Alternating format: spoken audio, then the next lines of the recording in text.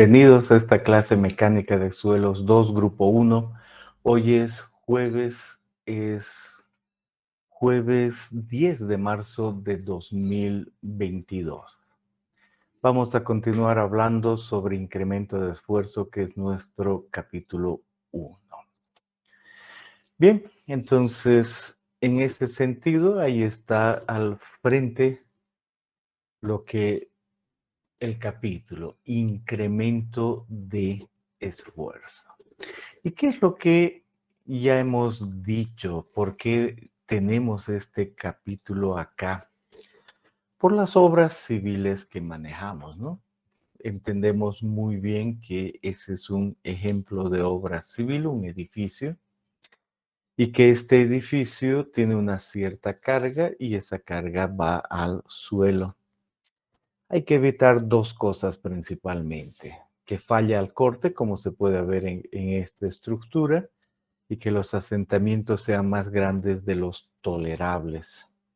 Entonces la idea es muy simple. Hay que cuidar la capacidad de apoyo. Hay que aprender a calcular asentamientos, a combinarlos con una posible falla al corte y hallar la máxima capacidad admisible de apoyo. Entonces, en este camino de ir por los asentamientos, decimos hay fundaciones superficiales y profundas y, por ejemplo, las fundaciones superficiales pueden ser rígidas o flexibles. La idea la hemos entendido: rígido, que todo se asienta de la misma manera, la misma magnitud en el centro que en los lados.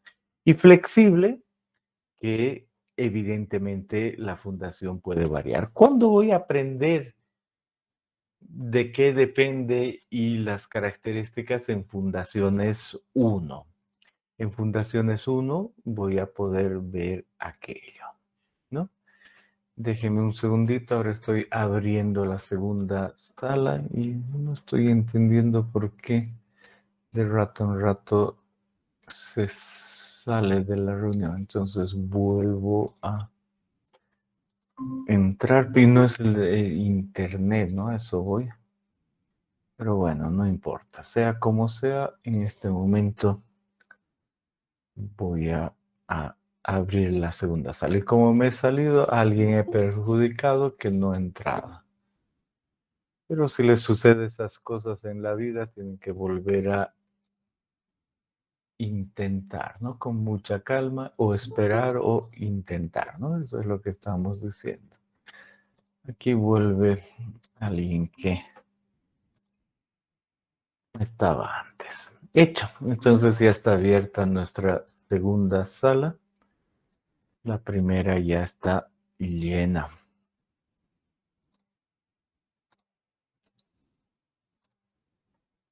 Bien.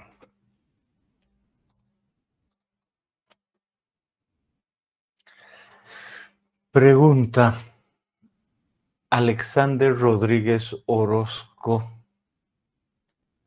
Primera vez que vienes. ¿Estás en el Websys? Ingeniero, buenos días. Mañana pienso escribirme. La otra clase le dije que no me pude escribir todavía. Ya. Y David Gabriel Choque Santa Cruz sigue marcando mal esto. No, que ahora ya parece bien. Ya. James Ronaldo Camacho Aguilar. Buenos días, ingeniero. Igualmente, mañana voy a escribir yo. ¿Y por qué entran sin decir nada y no piden permiso o algo así? Porque mañana se van a inscribir, o sea, ¿les parece correcto? ¿O porque creen que es todo anónimo y así es la vida?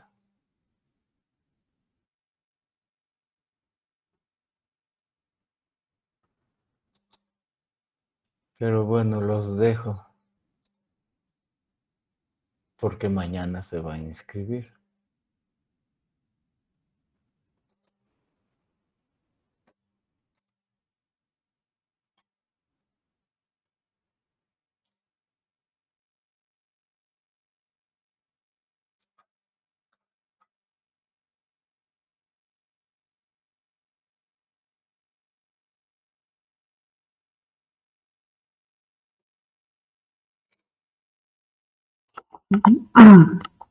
Buenos días, ingeniero.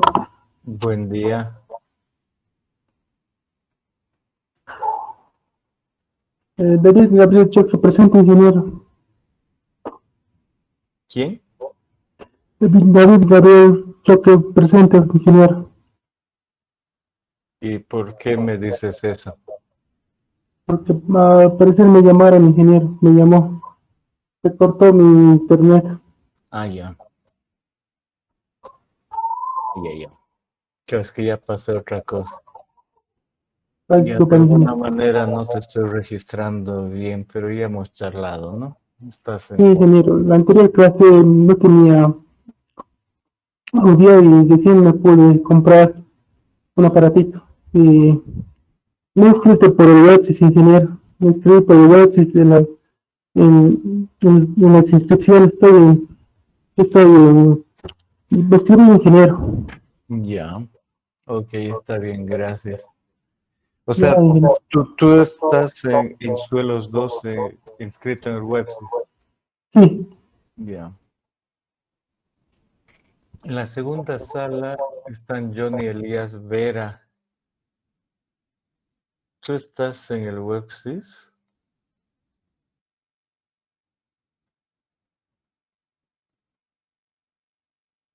¿No? Buenos días, ingeniero. Sí, buen día. Sí, estoy inscrito en el web, sí. A ver. Vela, Verdudez, obligación. ¿No?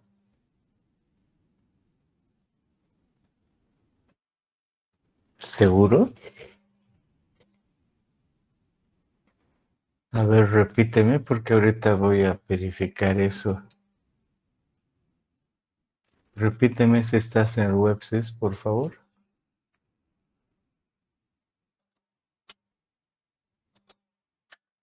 Sí, ingeniero, estoy en el web, sí, estoy inscrito. ¿Me repites tu nombre completo? Johnny Elías Vera Cochi.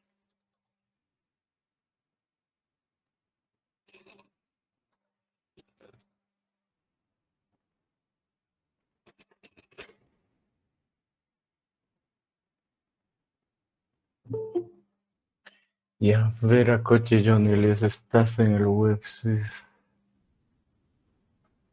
Ah, ya, no, está bien, yo estaba viendo mal, estás en amarillo porque estás escrito en el website, pero primera vez que vienes en la vida, ya. No, ingeniero, mi segunda clase es la anterior clase, igual le pasó el día lunes. Hoy día sería la segunda clase, sí. Ya, algo ha pasado porque estás en amarillo, pero bueno, en todo caso estás...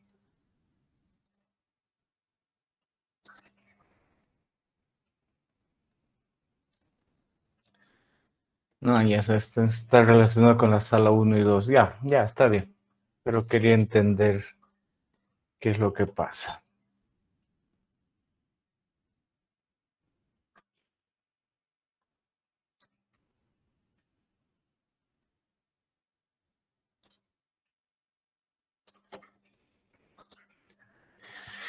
Bien, entonces, con eso dicho y controlado, entonces estábamos hablando de que las fundaciones superficiales pueden ser, como se puede ver, fundaciones rígidas o flexibles, y la idea es que las rígidas se asientan igual en todo lado, las flexibles no.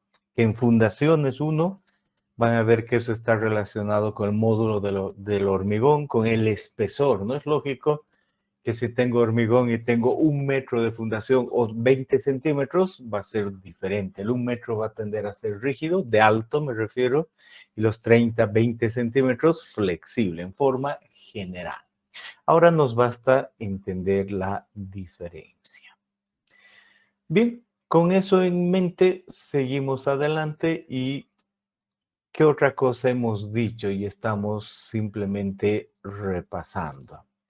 Hemos hablado de, sea cual sea la fundación que se aplique, se va a aplicar en un suelo y detrás de ese suelo esfuerzos geostáticos, que los hemos aprendido a calcular en suelos 1, el peso unitario. Con el peso unitario podemos calcular el esfuerzo total, además la presión de poros y el esfuerzo efectivo. Pero hemos aprendido que le podemos agregar una carga. En mecánica de suelos 1 hemos visto que esa carga agregada podría ser infinita, un delta sigma de menos infinito a infinito, y eso nos produce un cierto incremento constante. Pero si le agregamos una carga que sea finita a cierta profundidad, cambia la situación. Primero hay que entender cuál es el verdadero incremento de esfuerzo por la profundidad. Hemos dicho ese va a ser nuestra carga neta y ese valor va disminuyendo con la profundidad.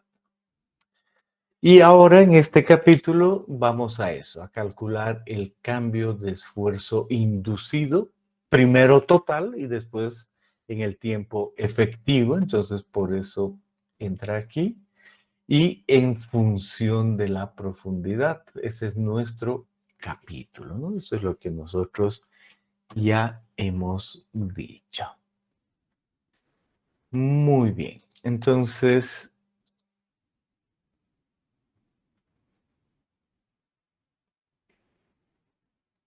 déjenme ver algo aquí.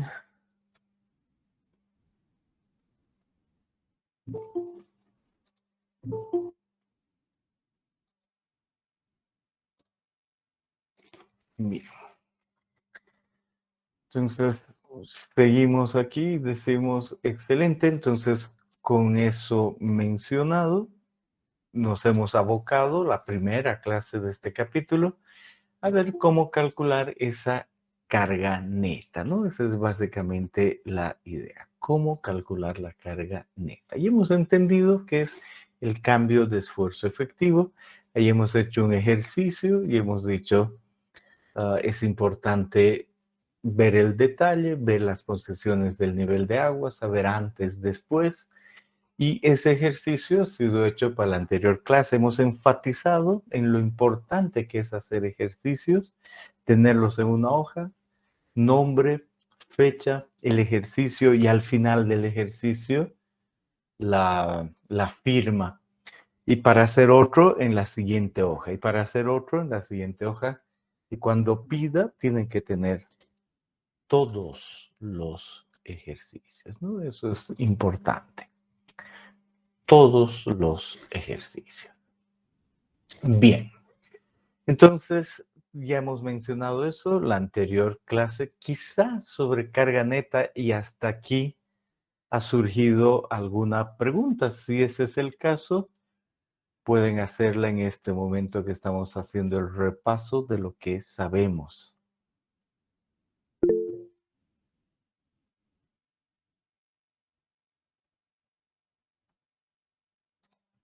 Inge, yo tengo una consulta. Adelante. Me surgió la duda de lo de cuando hablamos sobre la carga neta negativa y mencionó que el suelo tiene una expansión. ¿Esta expansión es despreciable o puede llegar a deformar nuestra fundación? No sabemos, la vamos a calcular en el siguiente capítulo. Oh, ya. Gracias.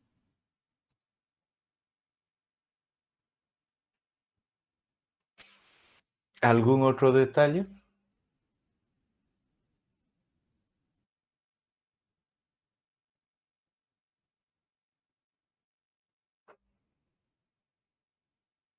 Bien.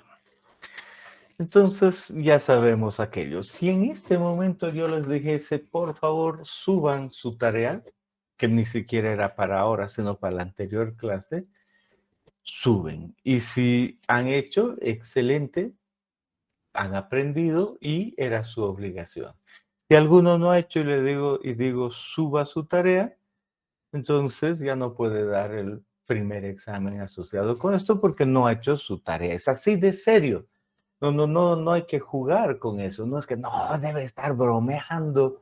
no me va a dejar nomás por este triste ejercicio. No, no, no, no, no. Las condiciones han sido muy claras. Por favor, el rato que les pida subir, si no suben, ya no pueden dar el examen porque tienen que trabajar de clase en clase.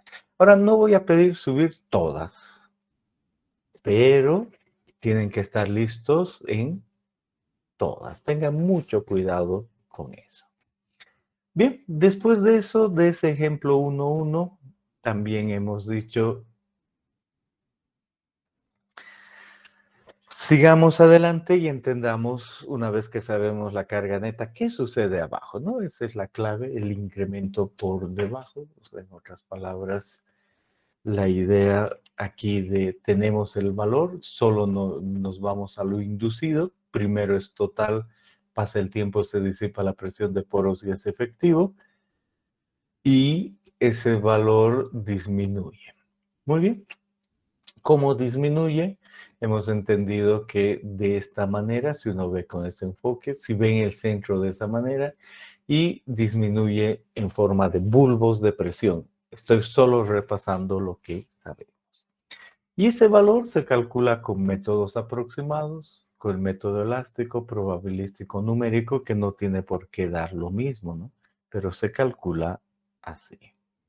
Y después hemos entrado al ejemplo 1.2 y hemos dicho, si queremos repasar y entender métodos aproximados, la relación 2:1, hagamos el cálculo de algo circular y lleguemos a este valor. Entonces, no es que tienen que copiar esto y esto, ¿no? Porque he explicado de dónde sale eso. Entonces, lo ideal en este ejercicio es ver de dónde sale, llegar a esa misma ecuación, poner los valores y listo. No, la idea no es copiar del texto a la hoja. ¿Tienen alguna pregunta sobre este ejemplo?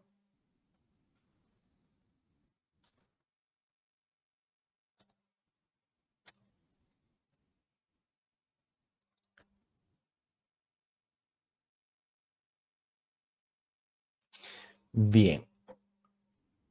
Preguntan sobre una fundación y que el efecto va sobre el lado, sobre el vecino.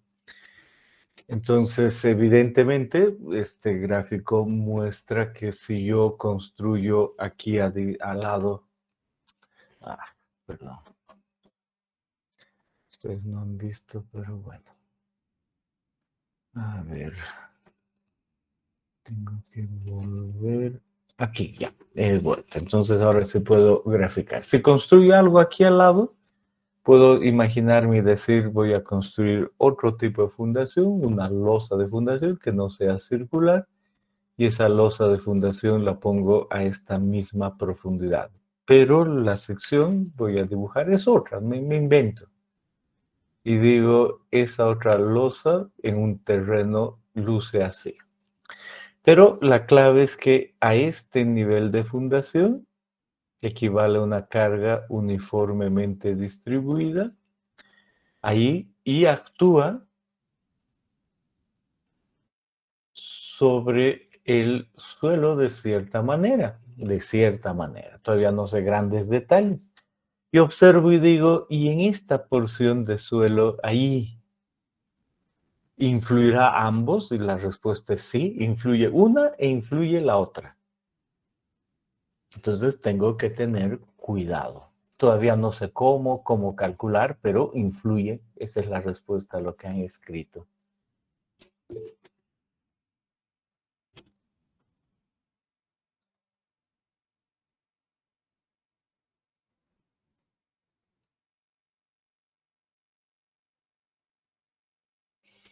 Realmente preguntan qué medidas hay que tomar en cuenta para que nuestra carga no influya en la otra. No se puede tomar esas medidas porque lo único que vamos a calcular es cómo influye. ¿No? Y una vez que uno entiende cómo influye, cuánto asienta el del vecino, pues tiene que tomar las medidas adecuadas de ingeniería o retirar un poco o lo que sea, ¿no? Pero influye. Y mecánica de suelos 2, vamos a ver cuánto influye y qué asentamiento involucra.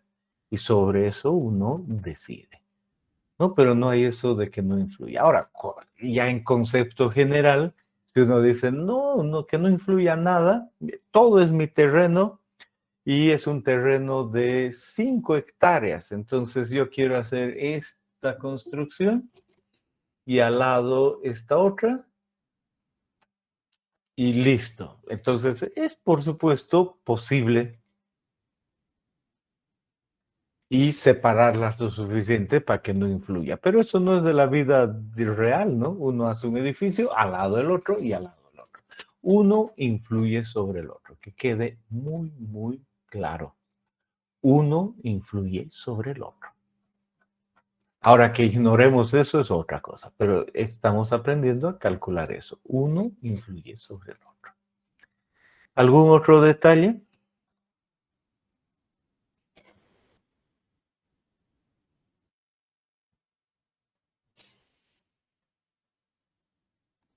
Inge, buenos días. Adelante. ¿Ocurriría lo mismo en caso de tener una zapata combinada en forma L, por ejemplo? Sí, sería lo mismo, habría un incremento abajo. No sería el mismo valor, pero sería, evidentemente. Gracias, Inge. Bien, luego preguntan el tipo de suelo. En un momento más, cuando repase los dibujines que me voy a acordar. Y luego la interacción suelo-estructura podría explicar. Tienen que ir a fundaciones a preguntar aquello. Fundaciones 1 y fundaciones 2. ¿Ok? Por supuesto que uno agarra y dice, el hormigón que hay encima afecta sobre lo de abajo. Y por supuesto que en idea general empezamos diciendo, vamos a tomar como una carga que deforma el suelo. Entonces la interacción suelo-estructura es esa. Pero cuando uno habla de interacción suelo-estructura, combina la rigidez con la rugosidad y otras cosas. Entonces esa es para diseñar la fundación, que es necesario, pero es un asunto de fundaciones mismas que influye sobre la carga y la posición de la armadura y eso aquello. Aquí estamos en séptimo semestre, entonces vamos a calcular el incremento que produce una. Muy bien. Entonces, ¿qué otra cosa hemos visto? Que esos bulbos de presión, alguien con algún método ya los ha hecho y qué significan y que varían según el tipo de fundación y es lógico, entendemos muy bien que una fundación de menor sección con otra de mayor sección influye a diferentes profundidades. Cambiamos la sección y varía el incremento, sí, y el incremento, hemos dicho, y varía según la rigidez. Por eso hemos empezado a ver fundaciones flexibles y a pensar en la forma. Y ahí ha venido la idea del ejercicio 1.3 usando un bulbo de presión, cuál es la diferencia, y han resuelto este ejercicio, el 1.3. ¿Tienen alguna pregunta? Que en el método que usamos de los bulbos para el punto A, quisiera saber cómo pueden sellar el valor de 0,34. Um, Realmente uno lo único que hace es decir, yo estoy en algún punto, y no importa que no sea el del ejercicio, voy a poner un punto acá. Y lo marco y digo, el punto de mi análisis es ese de ahí. Y ahí yo noto que ese está entre 0,2 y este de acá, que es 0,1. Y digo, estimado, si este es 0,1 y este es 0,2, este aproximadamente es 0,18. ¿Entendiste cómo se puede estimar ese valor? Sí, está bien. Bien.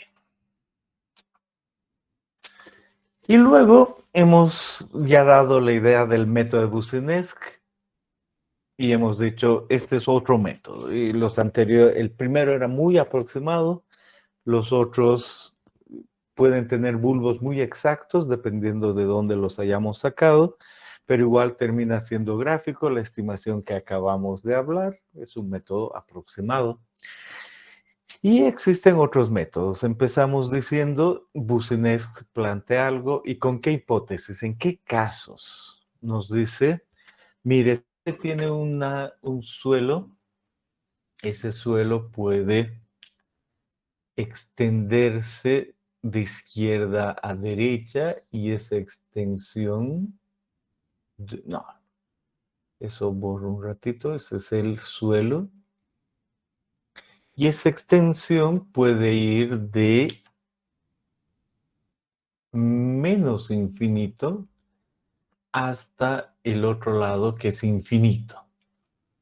Y además hacia abajo puede también ir hacia infinito. Entonces, primera idea, no hay límites a la izquierda o a la derecha que influyan sobre mi incremento.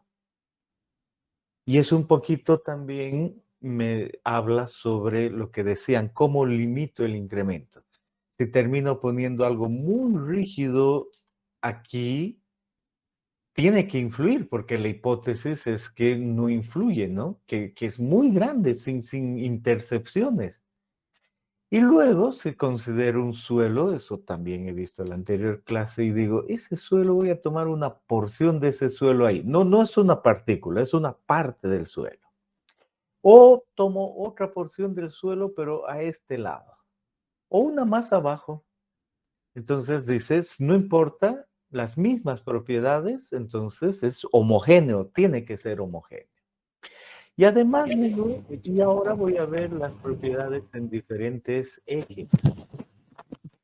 Valdir Huaypa, te has distraído y has prendido el micrófono.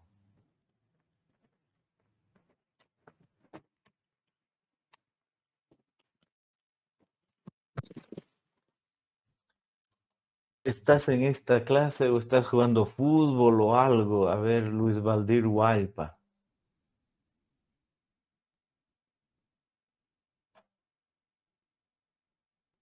Bien. Luego decimos, por supuesto que hay propiedades y puedo yo ver las propiedades asociadas en sentido vertical y horizontal. Si son iguales, isótropo. Y adicionalmente, si son lineales, sigma en función de la deformación, lineal. Entonces, las propiedades son eso: semiespacio infinitamente grande, homogéneo, isótropo y elástico, ¿no? Ese es básicamente. Entonces he entendido, semiespacio infinitamente grande, homogéneo, isótropo, elástico. Con esas hipótesis, Boussinesq, que empezó con una carga, hizo sus integraciones. Yo me acuerdo que cuando llevamos, no sé si llevan lo mismo en resistencia y materiales 2, integrábamos muchísimo. Y era esta idea. Ahora en suelos, digamos, le creeremos. Entonces da su carga puntual, tiene su incremento y a continuación carga geometría, me dicen cuál va a ser el incremento vertical. También se puede el horizontal. El horizontal depende del coeficiente de Poisson. Bien, excelente. Cambiamos la situación y decimos este tipo de carga igual a una ecuación. Y luego la idea de, con esos dos conceptos básicos, sumamos. Entonces, una carga continua, un ancho definido, la longitud infinita, sumamos y terminamos en una ecuación. Si cambiamos la carga, sumamos y terminamos en otra ecuación. Una carga y la geometría. Si tenemos una fundación circular, sumamos, esos integramos y en función de la profundidad, también podemos hallar el incremento para el centro o en cualquier otro caso si no estamos en el centro. No es difícil. Si no estamos en el centro, o sea, si estamos en el centro, me dice, mire, depende de la carga Q, la carga neta en la superficie Q. Esa carga aquí uniformemente distribuida.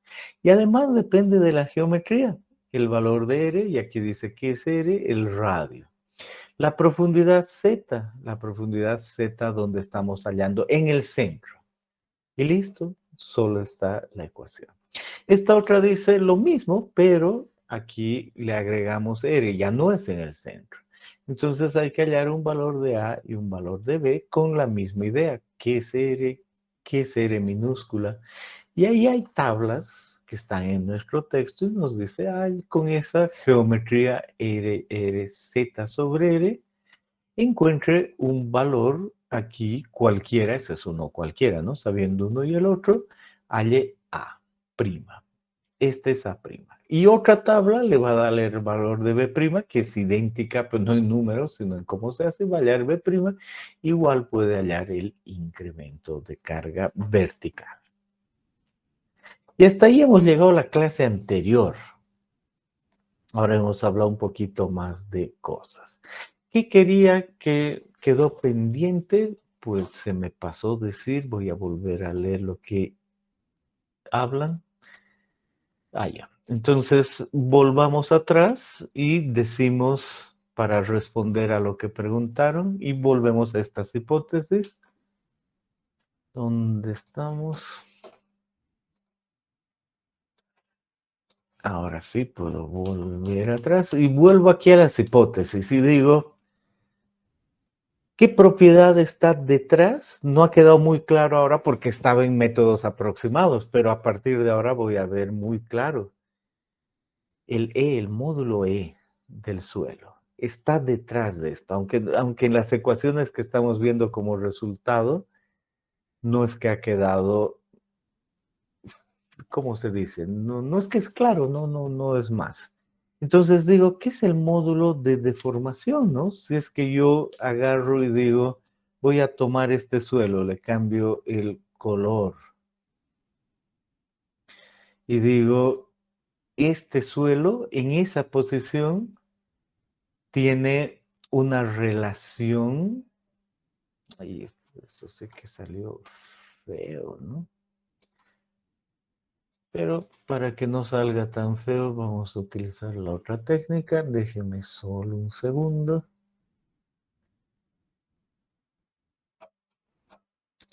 Deme un segundito, estoy aquí. Y quiero usar mi regla. Entonces, voy a usar mi regla y la voy a poner aquí. Ya. Ahora le digo dibujar y ahora sí. Entonces puedo decir, ahí está una línea y represento un eje, el eje de esfuerzos, y en este otra puedo yo poner otra línea allí y decir, en esta línea tengo también una relación, un eje, y puedo escribir y decir, uno es sigma y el otro es el valor de épsilon. Salvo un segundito, porque siempre son varias teclas, ahora sí.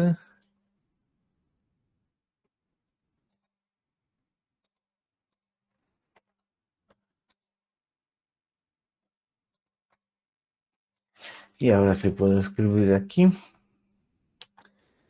sigma en función de épsilon. Y digo, ¿cuál es la relación? Y ahí me voy a poner una relación elástica, porque esa es la condición, ¿no? Nuestro suelo tiene una relación elástica. Y pongo una línea más ahí y le digo, voy a cambiar de color y la relación que hay entre esas, evidentemente es una relación lineal. Y esa pendiente, la definición de esa pendiente la hemos aprendido en mecánica de suelos 1, está asociada con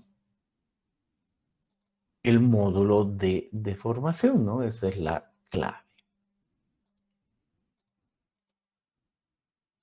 Y ahora noto eso y digo, el módulo E es la pendiente de eso, delta sigma sobre delta epsilon, ¿no? Eso queda muy, muy claro. Y normalmente agarro y digo, eso equivale a eso. Aquí está el delta sigma, aquí está el delta epsilon. Y ese suelo tiene un módulo E. Y la condición es que ese módulo E sea elástico. Esa relación tiene que ser lineal. 2, tiene que ser el mismo en todo el suelo. Y 3, ese módulo E tiene que ser el mismo en todas las direcciones, isótropo. Pero detrás hay un módulo E. Ahora, cuando digo eso, yo voy a calcular los incrementos. Y cuando vaya a calcular los incrementos, pues tengo ciertos valores. Aquí están todas esas ecuaciones. Y el último es ese de ahí. Y ahí me dice ese incremento para esa rigidez de suelo, para esa rigidez de suelo va a salir un valor. Y ahí detrás digo, esa rigidez de suelo, no sé, todavía no sé, no se ha aclarado si se trata de una arcilla o se trata de un limo o una grava, y es lo que preguntaban hace un momento. Parece que no va relacionada, ¿verdad? Parece que no va relacionada, pero conforme vayamos avanzando, vamos a ver que cada suelo tiene su propia rigidez. Entonces ahora solo estamos diciendo, para esa rigidez, así se halla el incremento. Pero nos basta decir ahora aquello. Finalmente, eso por un lado. Finalmente, por otro lado, hay que volver para responder a eso, a esta gráfica. Y decimos, el esfuerzo inducido, se da adicional al geoestático. Y ese esfuerzo inducido como esfuerzo disminuye en la profundidad y entiendo que mientras más ancho sea, más baja en la profundidad. Y estoy viendo la forma. Además, tengo que tener en esta hipótesis el mismo suelo homogéneo isótropo y si le cambio eso, va a cambiar esto de acá de alguna manera, que ya voy a ir viendo más detalles. Entonces, como es el esfuerzo inducido, pues tiene que ver con que es solo esfuerzo inducido en un espacio con esas condiciones. ¿Ok? Y después vamos a ver cómo entra realmente el suelo. Inicialmente, para responder a su pregunta finalmente, tengo que oler que va a entrar el tipo de suelo cuando le cambia ciertas condiciones, pero ya con ciertas hipótesis, pues la ecuación es una sola. Pero hay hipótesis, ¿no? Hay hipótesis. ¿Ok? ¿Eso responde a lo que preguntaron hace un momento?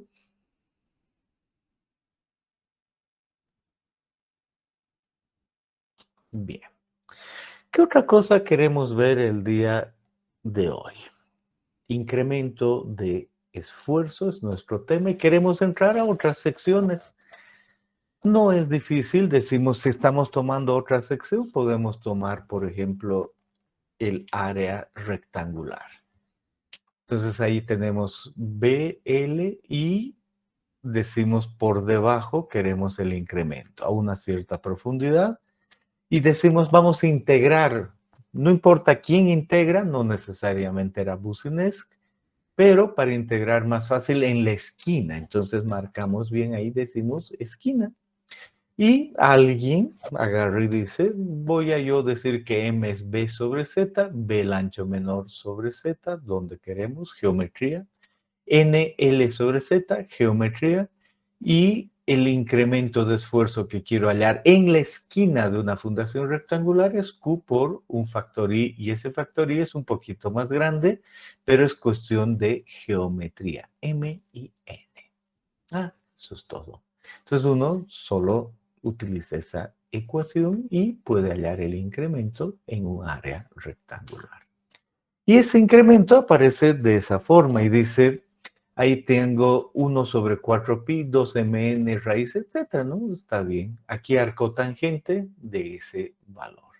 Y uno empieza a pensar y dice, si pusiese aquí 60 grados y esto de acá pusiese en un valor, algo andaría mal. Entonces, primera idea aclarada, arco tangente en radianes, ¿no? En radianes. Y perfecto, y dice aquí, calculo la ecuación. Pero, ¿qué pasa si es que este valor es negativo? Este de acá. Entonces me dice, ¿sabe qué? Si ese valor le sale negativo, lo único que tiene que hacer es sumarle más pi. Y así va a evitar aquello. ¿Es posible que salga eso? Entonces, cuando haya esa condición, cuando ese valor, ese segundo término sale negativo, como está trabajando en radianes, súmele pi y asunto solucionado. He agarrado en una hoja Excel y he dicho, ahí está, calculo normalmente el valor de I2 que tiene este término, este segundo término. O si ustedes quieren, llamo a este, más que si ustedes quieren, corrigiendo es la palabra, llamo a este sector término 1, llamo a este sector término 2 y esta última porción con la arcotangente término 3. Y digo, voy a yo calcular para una fundación de ancho 5 metros. Correcto, razonable, ancho 5 metros, largo 10 metros. En la esquina, porque así se ha sido integrado, para eso la ecuación, 2 metros. Entonces, calculo el valor de m, el de n, aquí está m y n, entonces salen esos valores. Con esos valores en hoja Excel, calculo el término 1, ese valor. Calculo el término 2, ese valor. No me olvido que es 1 y que es 2. Y calculo el término 3, este valor. Y ahí está la clave. Ese valor me ha salido negativo. Arcotangente de ese término 3, porque no incluye la tangente, arcotangente de ese valor, negativo.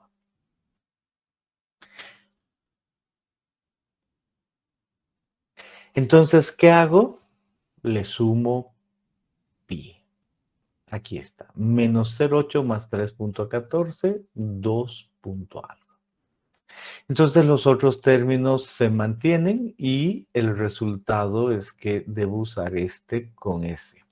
¿Por qué? Porque si no me da negativo, que no es correcto. La ecuación dice, tome ese valor. Sigo antes de que puedan hacer preguntas para el manejo de este término. Cambio de color y digo, ahora tengo un ancho 5 metros, un largo 10 metros, la misma fundación, la esquina, pero quiero hallar el incremento más abajo. Calculo M, calculo N y calculo el término 1, calculo el término 2 y calculo el término 3 positivo. Calculo arco tangente positivo. Entonces, ¿qué debo hacer? Pues sumar esos valores y me sale 0,19. Listo, no le sumo pi porque no hubo necesidad. En el otro caso, sí. ¿No? Esa es básicamente la idea. Entonces esa es la manera de hallar el incremento usando esa ecuación. ¿Desean hacer alguna pregunta?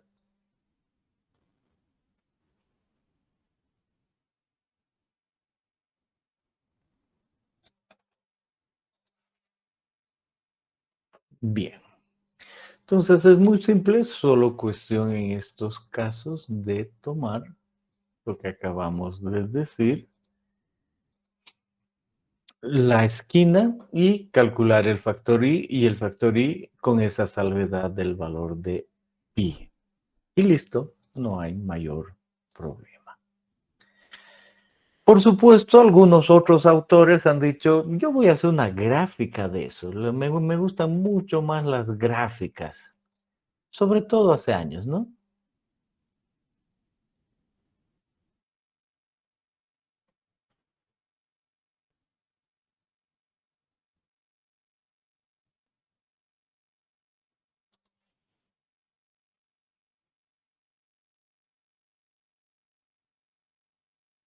Y alguien dice, Fadum está detrás de esto, dice, voy a yo calcular y voy a hacer lo mismo, voy a terminar con un valor de b sub z.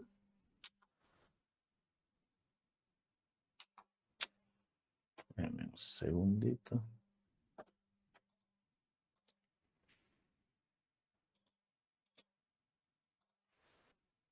Ahora sí.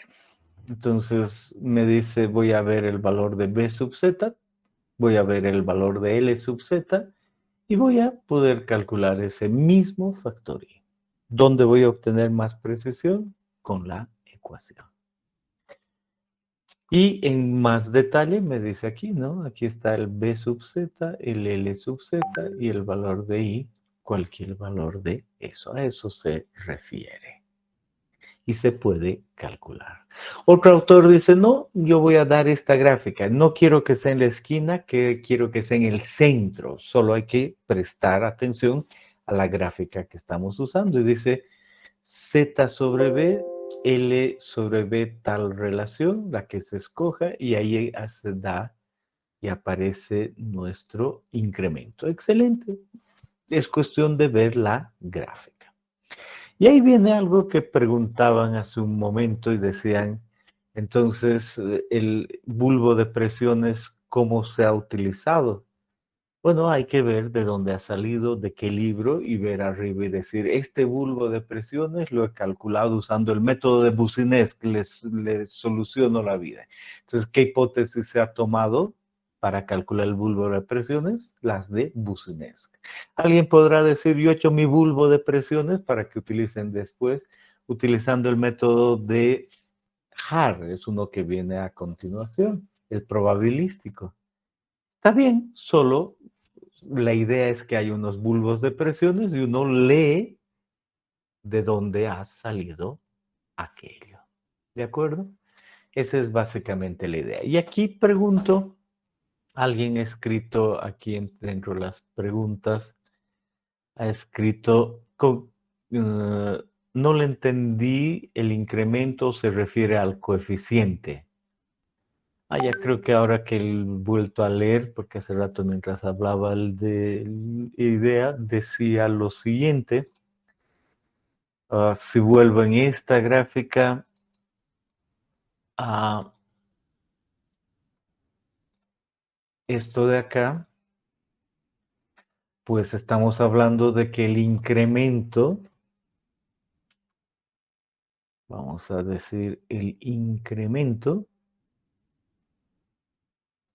de esfuerzo en Z o vertical depende de la carga de arriba y un coeficiente.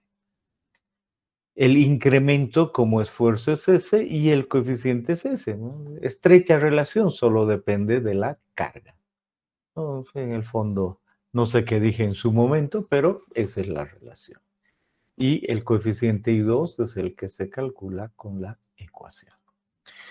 Bien, entonces ahí estamos listos en cuanto a incrementos de lo más importante de las secciones rectangulares. ¿Desean hacer alguna otra pregunta?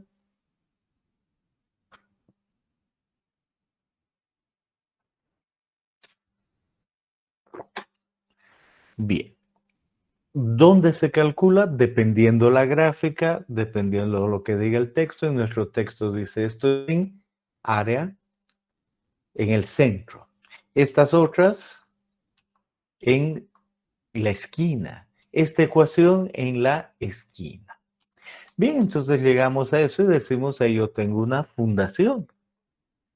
Y es una fundación rectangular. Miro claramente y digo, este tiene un ancho B, este tiene una longitud L. ¿Dónde yo puedo calcular inmediatamente? Puedo calcular en A, en B, en D y en C. Pregunta, ¿podría calcular en P? O si no está dentro del área, ¿podría yo calcular en P acá? ¿Puedo yo saber cuál es la carga neta sobre esta fundación? Si es losa, si es cualquier cosa rígido o no, puedo saber la carga neta. Y lo que he aprendido es que en la esquina puedo yo saber el incremento con las hipótesis de Boussinesq, homogéneo, etcétera, etcétera, etcétera. Y puedo hallar el incremento hasta cierta profundidad. Pero ¿puedo hacer eso ahí al medio? ¿Puedo hacer eso ahí? Y uno ve esa gráfica y dice, claro que Bueno, puedo, esas se son, esa es nota entonces que la nota puedo. ¿Por del qué? jefe de... Porque puedo dividir en rectángulos. Entonces son tres. Puedo este punto hacer que sea la esquina de este rectángulo. También está en la esquina de este otro rectángulo y en la esquina de esa y en la esquina de esa. Entonces, ese punto P ahora está en la esquina de 4 rectángulos. Y por supuesto, digo, este rectángulo tiene un ancho B, como es un rectángulo 1, B1, y tiene una longitud L1. Y cuando yo calcule los valores de que actúe en esa esquina, van a estar asociados con B1 y L1 y la profundidad. Y al lado yo noto que tengo otro rectángulo y este otro rectángulo tiene un ancho que le voy a llamar B2 y una longitud 2. El B2 no importa que sea igual al anterior. El hecho es que este otro rectángulo tiene B2 y L2. Y el tercer rectángulo, puedo simplemente decir, el tercer rectángulo está asociado con un B3 y un L3. Y el cuarto con un B4 y L4 y voy a poder hallar el incremento para cada uno. ¿Y cuál va a ser el total? El sumar el incremento del 1 más el 2 más el 3 más el 4. Puedo hacer lo mismo si es que quiero otro punto que no esté en el centro, por supuesto que puedo. Ahora digo, este de acá es el punto P. ¿Puedo hacer que esté en un cierto rectángulo en la esquina? Sí. Ya noto cuál es mi rectángulo en la esquina, este de acá. Ese es el rectángulo en la esquina. Ahí está. Ahora, pero para llegar a ese rectángulo, ¿será sumar 4? No, de lejos no es lo mismo que acá. Tengo que hacer otra operación. Tengo que decir, este rectángulo no es el mismo inicial. Entonces se nota que tengo que restarle efectos de otros rectángulos que tengan el incremento en la esquina. Y digo, a ver, tendrá que ser este rectángulo PLBQ el que le reste, sí. Luego tendré que restarle PJCM, sí. Y al hacer eso he restado 2 veces el sector PLAJ. Entonces tendré que sumar eso. En otras palabras, no es que tienen que saber ahora qué sumo, que repítame, ¿dónde resto? No, no, no, no, no. La idea es compongo de acuerdo al criterio para que el valor de esfuerzo equivalga a la suma resta de los diferentes rectángulos. Alguna vez en una pizarra hice este dibujo y dije, ejemplo, si el ancho es 6 y la longitud es 12, ¿podríamos calcular el incremento en A? Sí. Y A está a 2 metros y a 4 de esta esquina. Entonces componemos, decimos el primer rectángulo 2, 4. El segundo rectángulo, B2L8. El tercer rectángulo, B4L8. Y el último rectángulo, 4,4. Y utilizo lo que acabo de aprender, la ecuación o lo que sea, y sumo el incremento del 1, del 2, del 3 y del 4. Y luego digo, ahora quiero calcular el incremento en B. Entonces tengo que componer rectángulos. Y digo, ¿qué pasa si es que digo, este es ahora el rectángulo? B que sea 2 y la longitud sea 4 más 8 más 2, está bien. Y el otro rectángulo que sea este otro, también da en la esquina, está bien. Entonces digo, del rectángulo 5 más el 6, pero resto el del 7 y el 8. Y eso da el incremento ahí. No es una regla, es solo componer. Y eso es todo, esa es la manera en la que uno trabaja.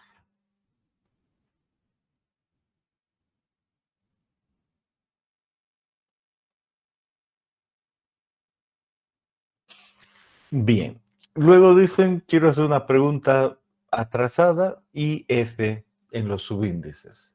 Igual no es que es una regla, solo es un criterio. Dice, ha habido un nivel de agua en una posición, el peso unitario tanto, y luego cambió el peso unitario tanto. Entonces se le llama inicial y final, eso es todo. Bien, entonces queda muy claro cómo hallar esos incrementos en carga rectangular. Entonces no es que queda en la esquina, sino al componer puedo hallar los incrementos en cualquier profundidad alrededor. Y empezaron diciendo, ¿y influye sobre el edificio de al lado? Por supuesto que influye, y ya sé cómo calcular. Y tenemos estas hipótesis. En mi edificio, yo sé que influye de cierta manera ahí. ¿Cómo va a servir eso en el asentamiento? Siguiente capítulo. Pero en el de al lado, si aquí al lado está el edificio, ¿influye? Influye. Por supuesto que sí. Es una realidad y no la tengo que ignorar. Pero sí la puedo calcular, ¿no? No me olvido de aquello. Bien. Entonces, ¿desean hacer alguna pregunta? ¿Les ha quedado claro esto?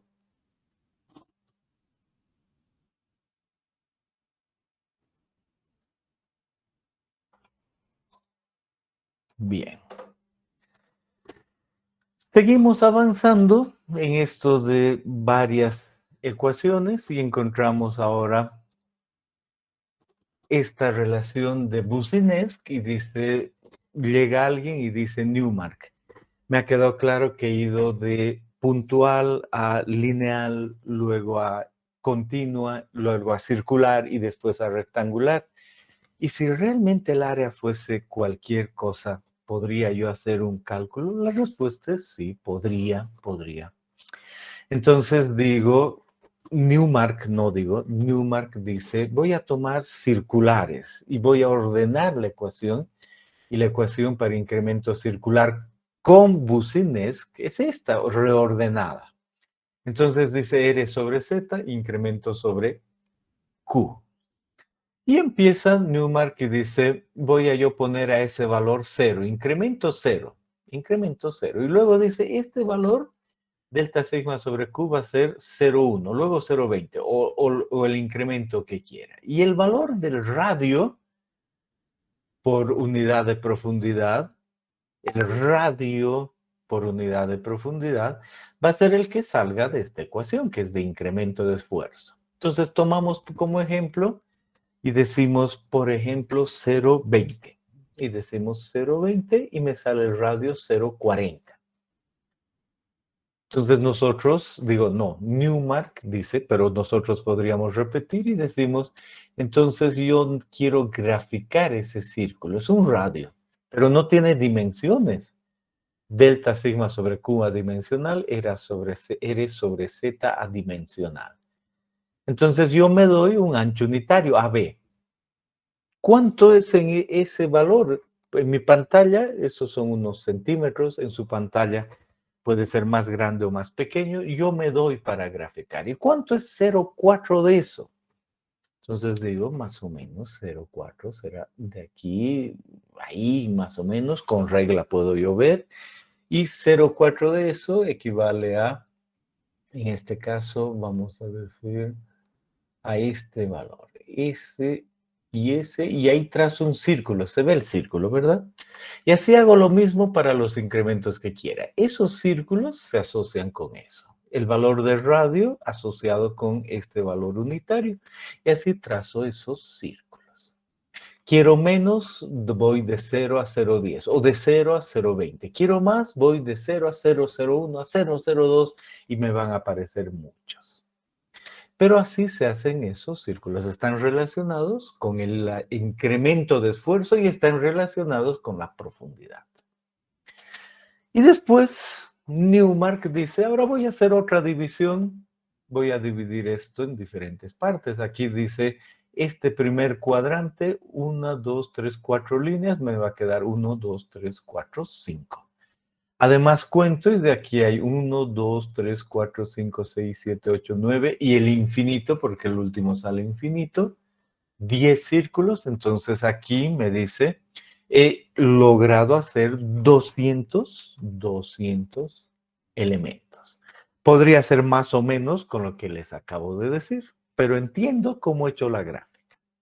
Pueden hacer sus preguntas. ¿Tienen alguna pregunta al respecto? Bien. Entonces, hecha la gráfica, Newmark, y aparece en varios libros, o yo la puedo dibujar. Ahora Newmark dice, esta gráfica, porque depende del incremento, me va a servir pues mucho, ¿no? Me va a servir realmente mucho para hallar incrementos con respecto a una carga Q a ciertas profundidades. Y Newmark dice, para cualquier sección tiene que hacer lo siguiente. Primero, determinar la profundidad Z debajo del área uniformemente cargada en la que se requiere el incremento de esfuerzo. Dibujar la planta del área cargada con una escala Z igual a la longitud unitaria de la carta. Planta del área cargada con una longitud, con una escala de Z igual a la longitud. Entonces uno dice, a ver, me va a servir para cualquier área porque mejor utiliza ecuaciones que el método gráfico, pero ¿qué pasaría si yo quiero una fundación conocida rectangular que tenga un ancho B, una longitud L y quiero hallar el incremento en el centro? Ya he visto cómo, pero ahora cambio y digo la carga uniforme va a ser Q, conocida. B va a ser conocido, L va a ser conocido y además quiero hallar a una profundidad Z tantos. Entonces, ¿qué me está diciendo? Dibujar la planta del área cargada, o sea, esta que acabo de poner, BL, pero en una escala de tal manera que Z, y aquí subrayamos Z, sea igual a esta longitud unitaria. Si Z es 10, entonces estoy diciendo en este gráfico, esta distancia es 10. Ese es el fondo, ¿no? Si Z es 10,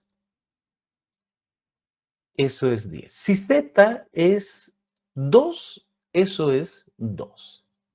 Y así yo puedo, con esa relación, sabiendo la escala, puedo dibujar esto y me dice a continuación, colocar la planta, entonces mejor dibujo esto en papel cebolla, colocar la planta dibujada sobre la carta de influencia de manera que el punto en el cual el esfuerzo será determinado esté localizado en el centro de la carta. Entonces a la escala en un papel cebolla, pongo eso aquí y va a lucir con un ancho B, pero no necesariamente a la misma escala, otra escala, pero una escala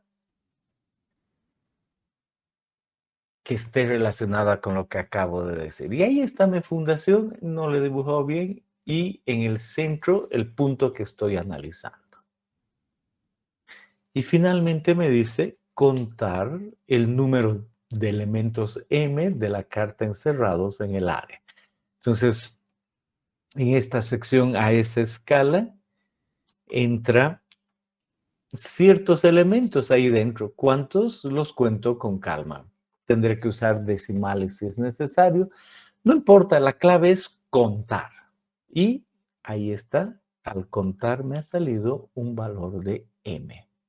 M elementos.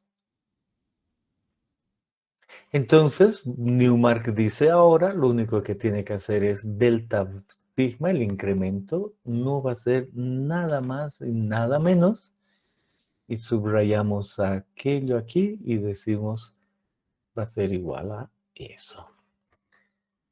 Q por M por un factor IB. ¿Y cuál es el factor IB? Depende de esto. Si allá estoy trabajando con N200, el valor de influencia es el inverso, 1 sobre 200. Cada tabla que encuentre en libro o que yo mismo construya va a tener su valor de N, su valor unitario y su factor de influencia. Entonces, dibujo la escala y listo. Así encuentro el valor. ¿Cuándo me va a ser muy útil esto? Cuando no puedo utilizar el método que he visto antes de la ecuación, cuando no pueda componer rectángulos. Cuando tengo una sección muy diferente, no puedo hacer composición, puedo usar la gráfica. ¿Ok? Bien, entonces, ¿han entendido la idea? ¿Les queda claro el método de Newmark? Pueden hacer sus preguntas.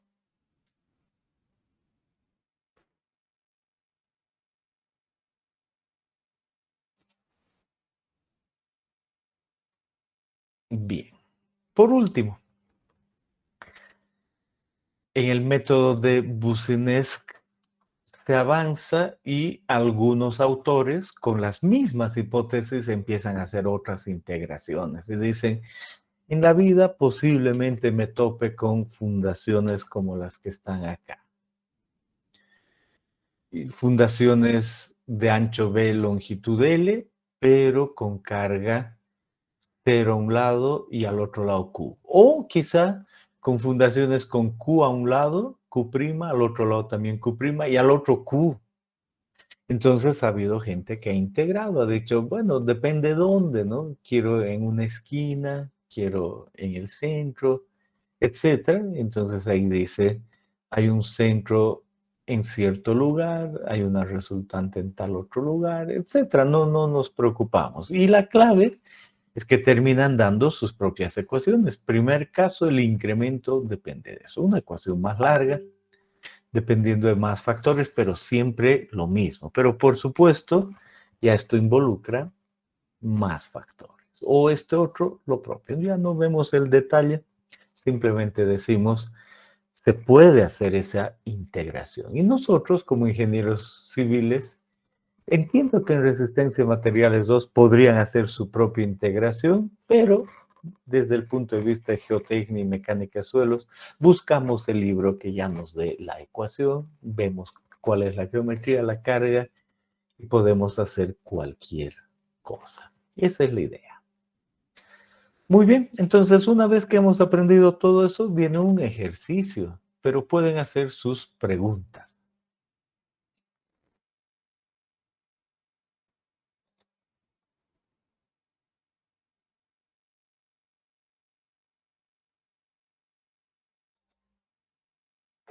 Bien. Entonces vamos a la última parte y decimos el ejemplo. Un ejemplo resuelto en su texto y que me obliga, y por eso tengo que estar agradecido a aplicar las ecuaciones que he visto que no eran complicadas. Y uno tiene que imaginarse lo siguiente. Uno dice, a ver, tengo yo un terreno, el terreno es todo este, y en ese terreno voy a hacer varias construcciones al mismo tiempo. Voy a poner un tanque, es solo un ejemplo cualquiera, ¿no? Y ese tanque lo voy a poner a una profundidad y va a tener una carga ahí actuando en la fundación de 150 kilopascales. ¿Por qué? No sé. Y tiene adicionalmente un diámetro de 10 metros. ¿Qué hay abajo? algún suelo. En este momento no distingo el suelo, me basta saber que es homogéneo, semiespacio infinito, isótropo, y quiero hallar la carga neta aquí y adicionalmente el incremento por debajo. Y digo el método Boussinesq y asociado con esto. Quizá quiera hallar el incremento aquí, quizá, no sé, voy a ver, pero entiendo que podría, a eso voy. Y luego al mismo tiempo construyo esta otra fundación. ¿Por qué? No sé. Puede ser que aquí trabaje de alguna manera y la carga es 250 kilopascales y esto no es rectangular, esto es, ¿cómo está aquí? Pues inmediatamente digo, ¿dónde quiero hallar el incremento? ¿En una esquina? ¿En otro? ¿Quiero hallar el efecto sobre este otro? ¿De este en este? No sé, voy a ver. Pero ya inmediatamente pienso en componer, podría componer para hallar incremento en cualquier punto.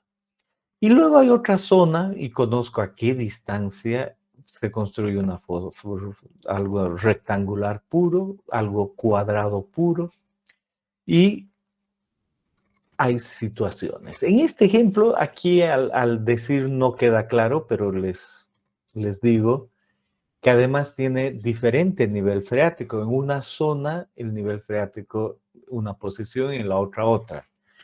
Es solo para cuestión de ejercicios. ¿Es posible eso en la realidad? Es posible. Y me dice el ejercicio, ¿sabe qué? Practique todo lo que hemos visto en cuanto a incremento asociado con el método de Boussinesq. Y por favor, deme el incremento de esfuerzo en el centro y borde de cada una de las obras civiles a una profundidad de 6 metros. Entonces uno dice, ya entiendo que voy a querer calcular centro y borde y tendré que utilizar alguna de las ecuaciones. Me gusta el ejercicio porque me permite ver qué tabla usar, qué gráfica, qué ecuación. Excelente. Y luego entiendo y borde. Y uno dice, ¿y si el borde fuese este otro o este otro, ese o ese? No, me preocupo, va a dar lo mismo en área circular. Luego aquí me dice centro y borde, que aquí le llamará centro, aquí le llamará borde. Bueno, le falta eso en el enunciado o dar un punto. Pero cuando vean la solución se van a dar cuenta dónde pide. No hay de qué preocuparse. Uno se da cuenta dónde pide y de cada una lo mismo. Entonces me dice, eso me va a ayudar a componer, a ver en rectangular, en cuadrada, en circular, que es todo lo que yo tengo. Incluso el ejercicio resuelve con el método de Newmark para componer en esto. Entonces voy a poder practicar todo lo que necesito. Nada difícil, pero necesito. Y luego me dice, ahora quiero ver la gráfica de variación de incremento de esfuerzo versus profundidad en el centro de la losa circular. No solo a 6 metros, yo quiero ver en función de la profundidad ahí. ¿Cómo va a influir que cambie Z? Perfecto, me gusta el ejercicio. Y por último, el incremento de esfuerzo de la losa rectangular, tomando en cuenta la influencia de la losa circular a una profundidad de 6. En otras palabras, dice, esta es la rectangular. No es muy claro el ejercicio, hay una ambigüedad que todavía no he corregido, pero cuando vea la solución va a quedar claro. Cito un ejemplo. Por ejemplo, ¿cuál es la idea? Me dice, yo tengo aquí esta fundación y voy a poder hallar el incremento ahí. Pero ¿será que influye lo circular sobre eso rectangular en ese punto? Eso es lo que me pide averiguar. Entonces, ¿solo el incremento va a ser de esto o voy a tener que aumentar el incremento de eso? Por supuesto que depende de los números. Es lo que preguntaban al principio. Sí que se necesita hacer aquello. Ahora, ¿dónde es el punto? Eso está en la solución. Es ambiguo, no se preocupe, no tienen que decir, ¿y ahora cómo voy a saber? No, tiene un problema este ejercicio. Pero una vez que uno ve la solución, sabe el punto y hace lo que les estoy explicando. Y así maneja todo lo que hemos aprendido sobre Brusenesque. Como es medio largo, entonces lo ideal es para mañana, pero si no hacen para mañana, es obligado para el lunes, ¿no? Hoy día es jueves. Si mañana por alguna razón no les da, obligado para el lunes. Tienen que hacer parte de construir el conocimiento. No se olviden, no he recogido todavía el 1.1, el 1.2, el 1.3, ahora viene el 1.4. El 1.4 empiezan aparte y anotan 1.4 y anotan su nombre, la fecha, hacen el ejercicio y al final ponen su firma. Y de una vez se escanean y dicen voy a estar listo, no vaya a ser que ese día no haya luz, que mi escáner no funcione, no, acabaré la tarea escaneando. Con el 1.1, en la siguiente página el 1.2, en la siguiente el 1.3, en la siguiente el 1.4 y las páginas que corresponden. Y escaneo y digo, está bien, el lunes que es obligatorio, viernes es mañana, si ya lo tienen bien y hacen preguntas, pero puedo subir el lunes. Y si el lunes se me corta la electricidad, tengo que tener mis megas, tengo que tener todo y mi celular y subo. No juego, no digo, no va a entrar, va a entender que se me ha cortado la electricidad. No voy a entender. Tienen que subir, tienen que estar listos. Tengo que ir a la casa de mi tía. Cargan en su celular, abro y suben. ¿De acuerdo? Entonces, y en el espacio suficiente. ¿Por qué, comillas, no voy a entender? Porque es solo cuestión de hacer la tarea y ser responsables, que es lo que les exijo. ¿Ok? Muy bien. Entonces pueden hacer sus preguntas.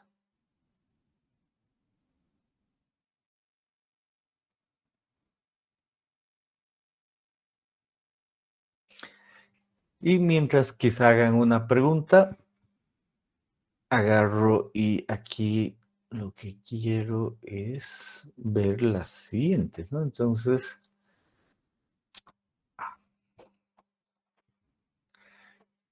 está resuelto, eso es lo que les quiero mostrar, entonces los va a ayudar, ¿no? Los va a ayudar a ver qué hacer, dónde está el nivel de agua. Les he aclarado que en un sector está en una posición, en el otro otra, pero hay que calcular la carga neta dependiendo las condiciones. Cuando habla de las zapatas no da secciones, la carga P consideren que actúa ahí abajo. Eso es lo que debe haber. Hay unas fundaciones en que da también la carga total. Y ahí están los puntos donde se calcula, si bien en primer lugar hay ambigüedad, uno dice en el borde cuál es el borde, bueno, ahí aparece el borde y está resuelto, ¿no? Entonces no hay problema, es el ejercicio resuelto para cada uno de estos casos y después hemos hablado de componer y además de usar el método Newmark. Tienen que hacer su ejercicio y tiene que estar completo. El lunes suben y dicen, no he hecho Newmark, ¿qué quiere que le dé mi vida a esto? No, chao nomás, no hicieron completo, simplemente no vale su tarea. Entonces, por favor, no jueguen con eso. Bien, y ahí está resuelto. Eso es todo. Entonces, eso es todo para hoy. ¿Pueden comentar algo más? Inge, Adelante. su explicación en la que compuso triángulos, ¿necesito podría reiterar, por favor?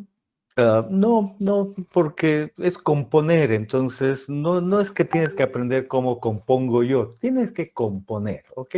Rectángulos en realidad. Entonces eso es geometría, ¿no? Y la clave es que termines, eso sí puedo repetir, es mi obligación repetir, tienes tú que tener el incremento en un punto y tienes que componer de tal manera que con tu imaginación tengas rectángulos que den el mismo incremento que estás viendo en el ejercicio. Ese es el concepto, ¿de acuerdo? Y vas a tener este ejercicio para meditar y decir, a ver, ¿yo cómo compondría? Mi compañero quizá de otra manera, quizá igual, muchos solo tienen una solución, otros varias soluciones. Compones de tal manera que ayude. Y cuando resuelvas este ejercicio, tú que tienes esa duda, en especial piensas y dices, no es que es mecánica de suelos componer, es solo entender que la sumatoria de esos incrementos me tiene que dar lo real y voy a practicar. Esa es la respuesta, ¿de acuerdo?